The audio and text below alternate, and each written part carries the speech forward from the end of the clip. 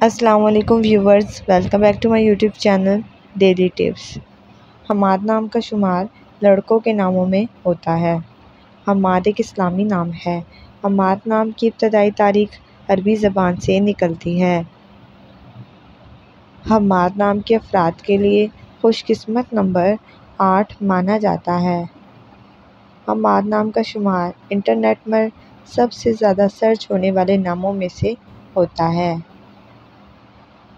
खुशकिस्मती वाली धातों में हिंसों के हिसाब से चांदी शामिल है। खुशकिस्मत दिनों के हिसाब से जुम्मा और सोमवार का दिन शामिल है।